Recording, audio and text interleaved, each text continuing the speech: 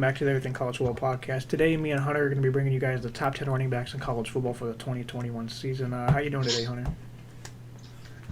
Good man. How you Wonderful. doing? All right, so first we're going to start with the honorable mentions. Who stands out to you on this list that you're liking in 2021? Definitely Todd Chandler and Eric Gray. They're both transferring in for big programs.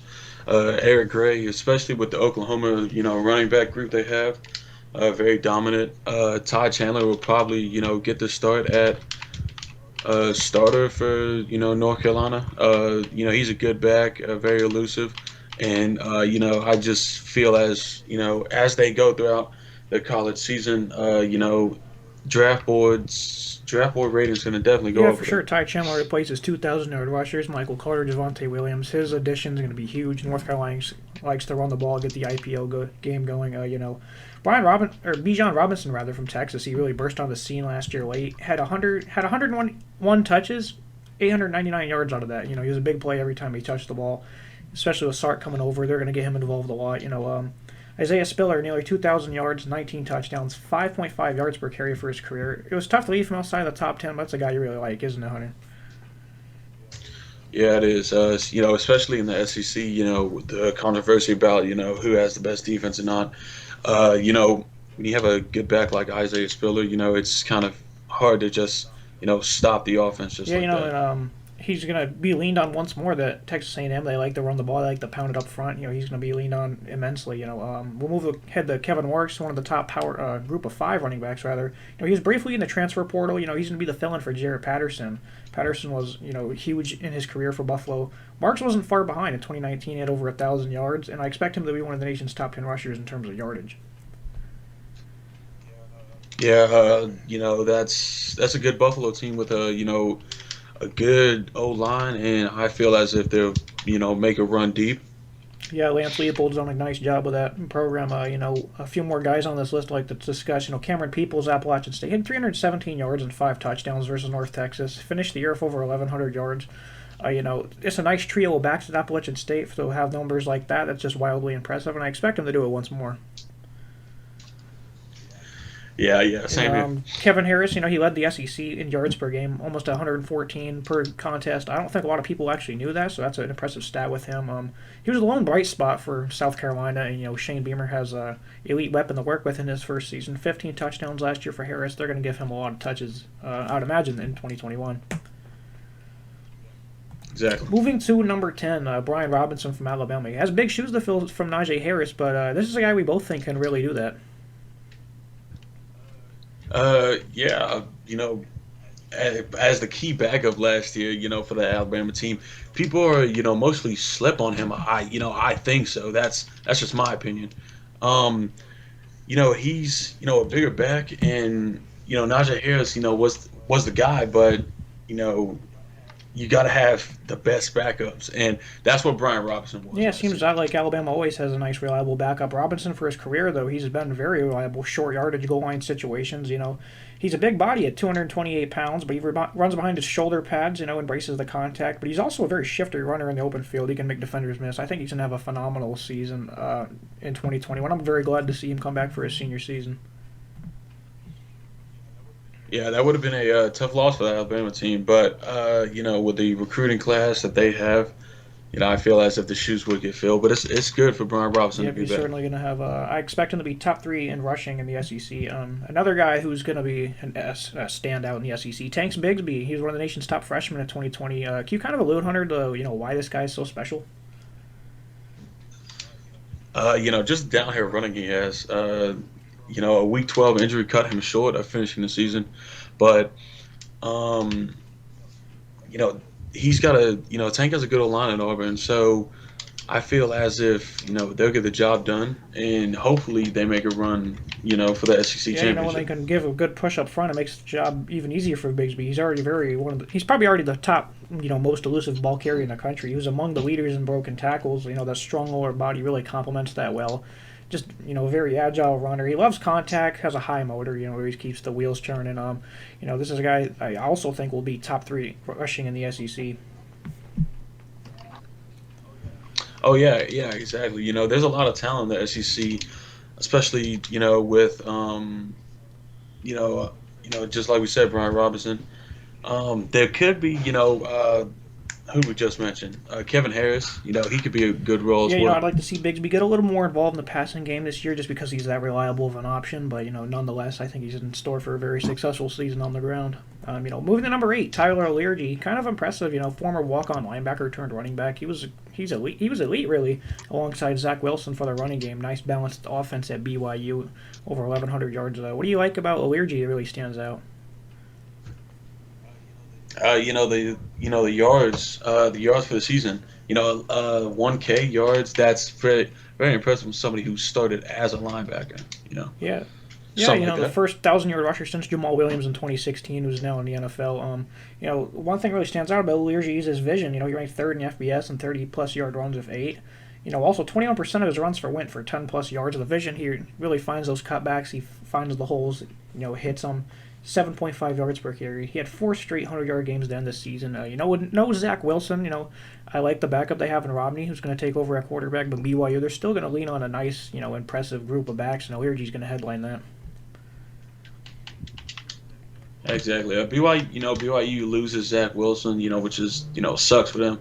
But I feel as if they're gonna have a good season still. Yeah, most definitely. The projection for me is a top 15 in rushing. I'm not sure if the production is going to be the same as it was last year because you lose that dimension in the passing game. So everyone, naturally, the production should go down for everyone. But, he's still going to be the big aspect of this offense. So moving to number 7, Max Borgi, Washington State. This is a guy you really like, Hunter, and, you were even went as far as to compare him to Christian McCaffrey. Yeah, when somebody's like, you have somebody like this. I mean, not really that 1K total rushing yards, but he gets it done during as the receiving back as well, which is very impressive. As for me, it's kind of a little tough to do both. But when you got somebody like Max Borgi, which is very dominant running back, you can make Yeah, that happen. Borgi, 817 yards in 2019 under Mike Leach in his final season in Washington State. That's very impressive. They don't really run the ball that much, but they got Borgi's touches on the ground and through the air. Almost 90 grabs, almost 600 yards receiving. Danny Woodhead is probably a more accurate comparison. But he's still accounted for over 6.6 yards per touch. He's very shifty, elusive. He's climbing draft boards. His short area quickness and acceleration also very stand out. The reliable hands, as we said, along with the impressive speed. I just gave a small report, kind of almost like a draft report on Max Borgi, but this is certainly a guy that there's so much to like about him. Yeah, Yeah, exactly. I think he's going to thrive in Nick Rolovich's offense. I think he'll be a top 10 back this upcoming season. They certainly, he only played in one game this past season, but they're certainly going to incorporate him into the offense, in Rolovich's year two. Moving to Yeah, it's going to be impressive watching Washington Yep, State. I like the progression that offense should take. I think they should take some big strides in 2021. Moving to number 6, Jerry and Ely, former 5-star recruit. He was the third-ranked running back in the class of 2019. There's a lot to like about Ely, isn't there, Hunter? There is, everybody would like to see, more carries on him and more yards. Did have a good old line, just wasn't on the best team, and they didn't really, Ole Miss wasn't able to make that run. Yeah, Ole Miss actually ranked, I believe, first in yards per game offensively, but their defense, was was so lackluster they weren't able to consistently run the ball they would have hoped to. Ely only 745 yards rushing, 9 touchdowns, but he was extremely consistent in terms of production. He also had 147 carries, no fumbles. He also got involved with a receiving and a kick return touchdown. He does a little bit of everything, fights through the contact, his athleticism and elusiveness. The combinations really, it's almost kind of rare to see in a guy like this. His skills are certainly a tremendous part of this offense. I would like to see him get involved more as a pass catcher. I don't see him having monster numbers this season, but I think he should top 1,000 yards. What do you think, Hunter? Uh, I mean, yeah, that's what you wish for every running back is to top 1,000 yards. Hopefully you can get it done, but if not, I mean, close to 900 maybe, Yeah, yeah, like we something like said, that. the numbers aren't going to be off the charts, but he's still a phenomenal talent, very key piece of Lane Kiffin's offense. Of course, that was just the first year Lane Kiffin. They didn't have a lot of off-season work, so hopefully they can incorporate him more into the passing attack because he's certainly capable of it. But still, I love the top 6 ranking here, and I think it's going to stick whenever we hit the gridiron. Moving to Exactly. number five, Kyron Williams. This guy is one of the most physical backs in the country. Hunter, what do you kind of see about Williams carrying over the next season? He blew up last year as Notre Dame started running back. He was only a sophomore last year and was still putting up, great numbers, especially in the game against Clemson. I think biggest game of the season probably last year. More as a receiving back would, complete Williams as I feel.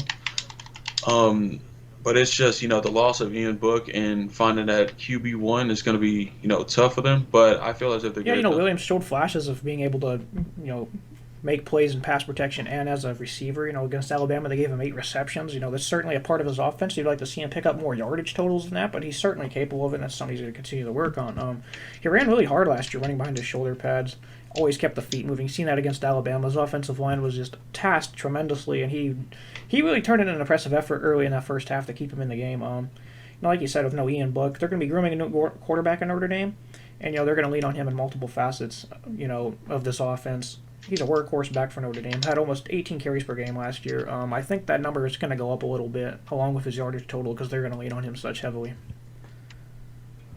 Yeah, true that. Moving to number four, we got Kennedy Brooks. He missed all of 2022, all of 2020 rather, due to COVID concerns, but that's not really a big worry for you, is it, Hunter?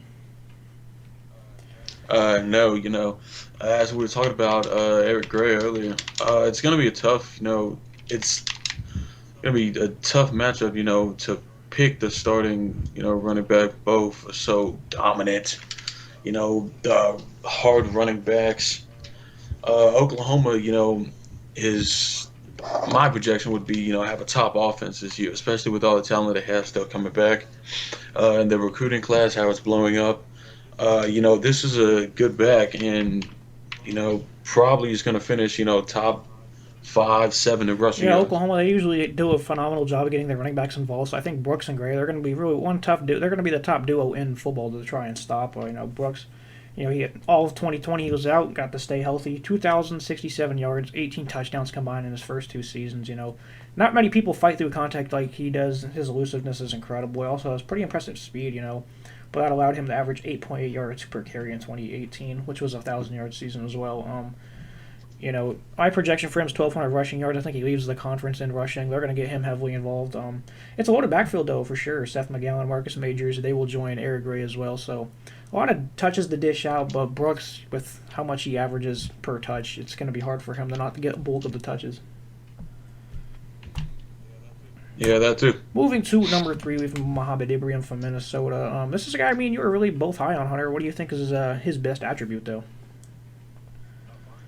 Finding the end zone, totally. 15 touchdowns in 7 games. It's actually kind of crazy.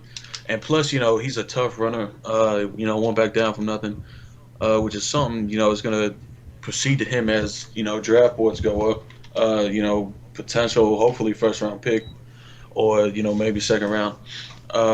Minnesota's got a great O line and a great offensive scheme, so that should blow up Yeah, this year. but Minnesota, it was kind of, strange to see their passing attack struggle as much as it did last year, but the offense didn't miss a beat. Ibrahim really carried them. He led the FBS in, I believe he led the FBS in rushing yards per game at over 150. In games 2 and 3 this season, he had back-to-back 200-yard, 4 touchdown games. They lost one of those games actually, so that's just to speak the volumes of how important he was for this offense. But he's no stranger to success. In 2019, he was a trio of backs, so he didn't have great production. But in 2018, he ran for nearly 1,200 yards and 9 scores. And like you said, he is exceptional finding end zone. 31 career rushing touchdowns. There's a lot to like about Ibrahim. His strength is probably his best attribute, though, if we're talking about a characteristic standpoint. He has a lot of toughness. He also excels between the tackles and the patience to work through the blocks. So along with that great developing offensive line you mentioned, Ibrahim, I project him to lead the Big Ten in rushing. Oh yeah, for sure. Number two, we move to Deuce Vaughn from Kansas State. He's severely underrated, Hunter. 5'5", 168 pounds, but man, is he something else when it comes to the open field. Yeah, I mean, what's not to like about him? Even though he is short, he's still a very dominant running back. You can't take away his elusiveness, to get into the open field, snatching ankles all season, and really just like Max, being that receiving back, which helps in a Kansas State offense. Yeah, his quickness and agility makes him just such a. He takes souls in the open field early. I just averaged over 17 yards per catch. Had 642 rushing yards as well, 9 total touchdowns. They got him. He returned 7 kicks last year all over the final weeks of the season, averaged 122 yards per game. I think they're going to get him a little bit more involved this season now that he's a sophomore. I think he's going to hit that 150-yard all-purpose mark, and I really think he's the top candidate to be an all-purpose All-American first-teamer. Yeah, I mean, no doubt about it. Especially, if Kansas State can, find the end zone, get big plays in the open field, I see no Yeah, doubt I about think that. with Skylar Thompson returning and 4 offensive linemen, this offense is going to have improved balance. They really fell off without Skylar Thompson. He's shown before how good he can be as a passer. He's also a very good runner. So this offense is going to have more versatility, and Vaughn's certainly going to be a big part of that. So I think Chris Kleiman and the Kansas State staff, they really like what they have heading into 2021. And Vaughn, if you don't know him now, you're going to know him by the end of the year, I'd say for sure. Oh yeah, for sure, Moving definitely. to number one, it's kind of a no-brainer. Brees Hall, he led FBS in rushing, 1,571 yards, 21 rushing touchdowns. Now he was the engine of the offense. Over the years that we've seen guys like that, Chuba Hubbard, Bryce Love, have great seasons and turn around and kind of have a disappointment. What kind of stands out about Hall that makes you think that he's not going to do similar? He's going to have another great season for Iowa State. You know, it, just the offense in general. Uh, 21 rushing touchdowns on 1,500 yards. That's people might not see that, but that's huge, especially playing in the Big 12. Uh, Defenses like Oklahoma, and whatnot. Uh, I would like to see his yards per carry go up. They weren't. He had 21% of his carries were 10 yards or less.